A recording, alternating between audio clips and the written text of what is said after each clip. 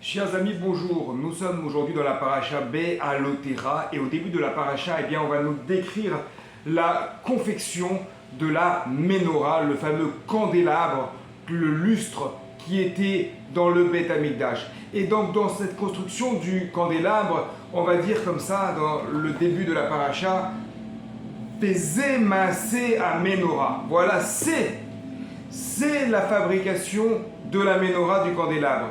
Et Rachid précisait au nom des Rachamim que cela nous apprend qu'Akadosh Baruch Hu a pris Moshe Rabbeinu, il lui a dit tu vois c'est cela, Zé à Ménorah. C'est comme ça que doit être fabriquée la Ménorah. Pourquoi donc, nous disent nos maîtres? Parce que c'est quelque chose de difficile. La construction de cet édifice, de ce candélabre magnifique, était quelque chose d'extrêmement difficile. Donc lorsqu'on a une construction qui est compliquée, qui est complexe, il faut l'expliquer, il faut mettre des détails. Et surtout on nous dit Vézé, on montre avec le doigt. Le Torah Mimar Avao Reb Shine explique que ce qu'il y a de difficile, c'est que la Ménorah devait être construite en un seul bloc. Alors en un seul bloc, c'est pas évident. Déjà que c'est pas évident de construire quelque chose en ajoutant, en assemblant des éléments. Alors évidemment, tout le monde n'est pas un champion de Ikea, c'est certain, mais que lorsqu'il s'agit de fabriquer quelque chose d'aussi majestueux que la Ménorah d'un seul bloc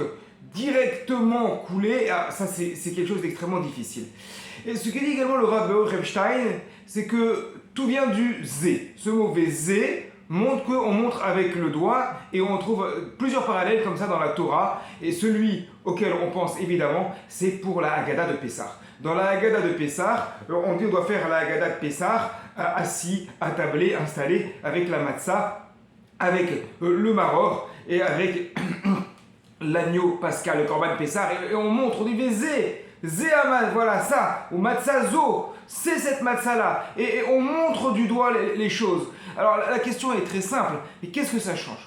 Qu'est-ce que ça change de montrer quelque chose du doigt? Que Hachem explique à Moshe Rabbeinu en lui disant tu dois fabriquer la Ménorah de cette manière-là, ou alors qu'il lui dit regarde avec le doigt, c'est comme ça que tu dois la fabriquer. Qu'est-ce que ça peut bien changer? Et en réalité, la question est la même, évidemment, à Pessah, quand on dit Matzazo, c'est cette matzah-là que nous allons manger. Maror, Zé, c'est ce maror-là. Qu'est-ce que ça change qu'on le montre ou qu'on ne le montre pas? Il semble être nécessaire d'expliquer que la parole ne suffit pas à parler. Et oui, comme on le dit chez nous, on parle avec les mains. Le fait de s'exprimer, le fait de bouger les mains, le fait de montrer du doigt, cela signifie qu'il y a autre chose qui va plus loin que la parole, parce que la parole est importante, mais la parole est somme toute limitée. Or, lorsque l'on va amener des gestes avec la parole, alors ces gestes vont permettre de donner un contenu à la parole, ces gestes vont permettre de donner une force, une portée à une parole qui va devenir tout d'un coup beaucoup plus fort. Pourquoi? Parce que le geste va permettre de s'impliquer davantage dans ce qui est dit. Ce n'est pas la même chose si je suis assis, si je suis à ma place et je reste là, je ne bouge pas mes mains, mes mains sont sur mes genoux et j'explique ce que j'ai à expliquer de manière impassible sans bouger. Nous ne sommes pas ensemble.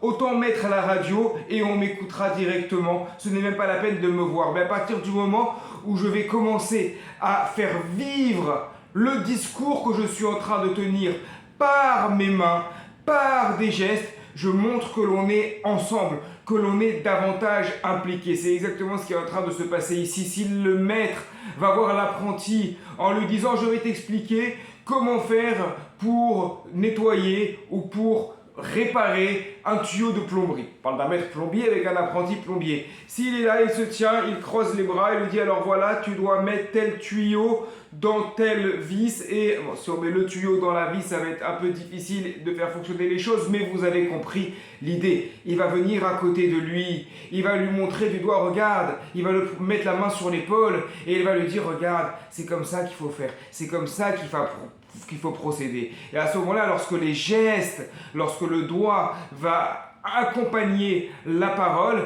forcément le message va se comprendre, va être davantage intégré, car Pour qu'un message soit intégré, il faut que celui qui le transmette y croit vraiment. Et croire à ce que l'on dit, ce n'est pas uniquement parler avec la bouche, mais c'est également y mettre tout son corps, tous ses gestes pour accompagner la parole.